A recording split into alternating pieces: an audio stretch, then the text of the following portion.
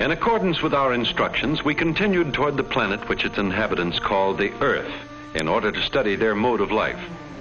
The intelligent creatures on this planet call themselves human beings, and they exist in an amazing variety of conditions. Some live in heat-laden jungles, wearing very little clothing on their bodies.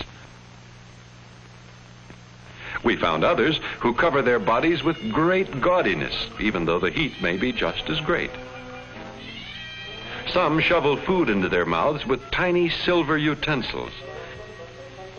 Some use sticks of bamboo wood. And some use the 5 tentacle-like extensions which grow from the lower part of each hand. Some live in huts made from branches and leaves which grow abundantly nearby. And some laboriously build huge structures which they slowly fashion out of steel and stone.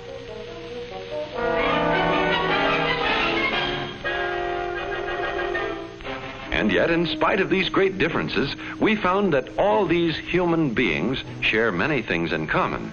Each group has built up its own established mode of living together, a network of customs, habits, attitudes, and ways of doing things which it has acquired through the ages. This mode of life is called by the Earth's social scientists the culture of the group. It provides an organized system of behavior for the members of the group, giving them a framework within which to shape their lives and presenting them with common motives and goals toward which they direct their everyday activities. Whether persons belong to a primitive tribe or to a complex civilization, they know fairly well what life has in store for them because their culture has marked the way. These cultures are vastly different from each other. The kind of land in which the culture exists plays an important part in shaping its pattern. Biological characteristics may account for some of the differences between cultures. But the main reason why there are so many different kinds of culture among the people of the Earth are the differences in their historical experiences. Despite these differences, there are many universal problems faced by all people, which their different cultures solve in their own ways. They all have ways of taking care of their material welfare, such as getting food and ways of providing shelter for their bodies. They have ways of getting tools and instruments and other things that they need to help them satisfy their wants. They all have some kind of family organization in which the culture will be learned and perpetuated. This is one of the most basic factors in every culture, since without it, the culture would die out. All human cultures have language, and there are thousands of different ones. How much is this? Wie viel habe ich dafür zu bezahlen? 这个多少钱? Quanto costa questo? Iscă dan chiar? In addition, they all have gestures, which sometimes make mere vocal language seem quite inadequate as a means of communication. Every culture provides a means for those members who conform to maintain their self-respect and the respect of others. All cultures, through their various religions and mythologies, provide some explanation of man's place in the universe. And every culture has its way of expressing a love of what its own people think is beautiful. However, their tastes may differ from that of other cultures.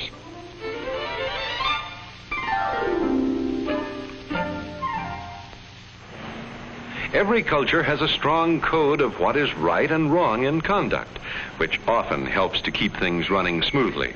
This code is called by the Earth's social scientists the mores of the culture. For example, it is part of the mores of the culture in the country which its inhabitants call United States to respect private property. And although the streets of this country are lined with four-wheeled vehicles, all looking very much alike, the individual will ignore every vehicle but one, which he calls his own. So powerful is the force of a culture that in a society where male members on certain occasions are expected to wear small horizontal decorations under their chins, a member who instead wears a vertical decoration suffers great agony and mental distress. What is right in one culture may be wrong in another. In some cultures, it may be considered right and proper for a man to have more than one wife. But in the culture of the United States, should a male have on his clothing so much as a strand of hair from a female not his wife, a serious crisis may result. The mores may be different for different situations within the same culture. On public beaches, a person may be seen with very little clothing on his body, and this is considered quite natural. But should the same person appear on a street, even though he may have more clothing on his body, if he's wearing the wrong type of clothing, this would be a violation of the mores of his culture. Not only would he shock other members of his society and cause great disturbance, but his society might also take official action to stop him from this violation of its mores. Generation after generation, this complex pattern of culture traits is handed down. The group has two ways of transmitting its culture to ensure its continued existence. One way is through the natural tendency of children to imitate their elders and to learn from them. Another way is through the direct teaching of the culture to the younger generation. No, it's still my turn. Children, you must share your things. You mustn't be selfish. People should always share things. Oh, all right, here. Formal teaching in schools plays a large part in keeping a culture alive through the generations. That was why he said, "Give me liberty or give me death." To him, individual liberty was more important than life itself. This does not mean, of course, that every individual soaks up the culture of his group in exactly the same way.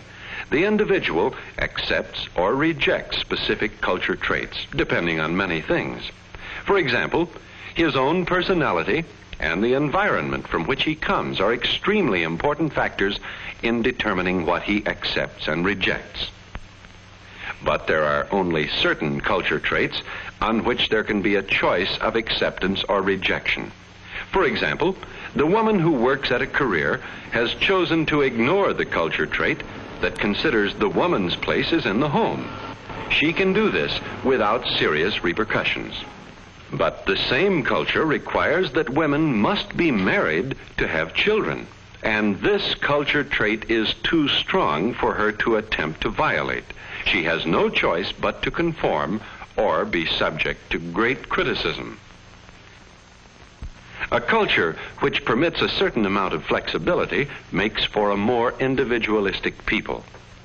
A culture which demands too rigid conformity tends to stifle individual initiative.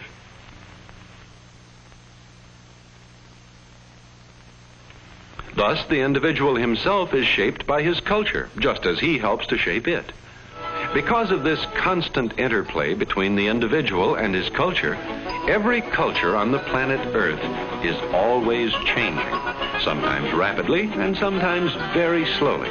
These changes occur in different ways. One is through diffusion of culture traits from one culture to another. The primitive native quickly adopts many of the advanced culture's tools, whose value is readily apparent to him. On the other hand, primitive culture traits like the Indian maize are quickly adopted by the advanced cultures who see value in them. The Indian's tobacco has been adopted by advanced cultures all over the world. The white man's foot is often clad in the Indian's moccasin, just as the white man's shoes are seen on the Indian's foot. The Indian has found great value in the white man's vehicles, and the white man has found important values in the Indian's vehicle too. So cultures grow and change through their interaction on each other in the process called cultural diffusion. Another way in which cultures change is through invention and discovery. Every technological development brings about a greater or lesser change in the culture pattern. It can well be imagined what an infinite number of culture traits are bound up with a primary invention such as the wheel, and with a primary discovery like the use of fire. Such primary inventions and discoveries have made possible the immensely complicated developments of a technological age. An example is the vehicle called the automobile, which runs on 4 wheels and whose engine is driven by fire. Its introduction brought vast culture changes, especially in the country called the United States. The whole pattern of living of that nation has been changed. People are moving out of the city into suburban areas. Farmers are in closer contact with the towns. Transportation of goods has been revolutionized. These are only a few of the great number of new culture traits which have been formed around the invention of the automobile.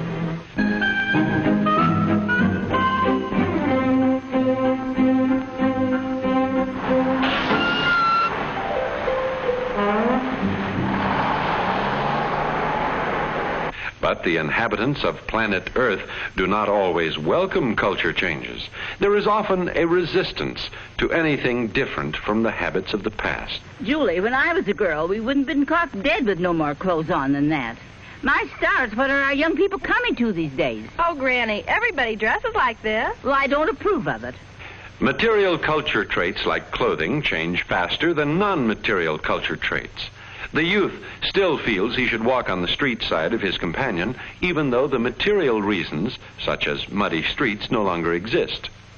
The military man's salute, originally to lift the visor of the knight's helmet, continues in spite of the fact that knights have been gone for hundreds of years. But even though material culture traits change more easily than non-material, change of any kind is often opposed by vested interests. We just can't do it, Jim. We've got too much tied up in present equipment. I've seen it work. It turns out those stampings twice as fast. I'm telling you, if they install those machines, it'll put half of us out of work within the year. In view of my 20 years of work in this area, I am convinced that this proposal would be extremely expensive and very uncertain of success. It can contribute nothing but confusion in an area already very much disturbed. In spite of such opposition, cultures are always changing. New ways of doing and of thinking gradually take hold. But the basic mores on which each culture is built change very slowly. Thus, they provide a set of fairly stable, long-range goals, which all the people of a given culture seek together in their effort to live in a way which they consider satisfying. As already pointed out, there are innumerable different cultures on the planet Earth. Many encompass a very small group, involving only a tribe or a series of villages. Such tiny culture groups dot the continent which the Earth people call Africa. On the other hand, the continent called Europe is largely covered by a huge civilized culture which is spread over many parts of the Earth. But whether a culture is a tribal way of life or a great civilization, it serves its people in the same way, by setting up goals for a way of life through which they can achieve personal happiness if they conform. Thus, knowing the culture of any group charts the way to a fuller understanding of the people themselves.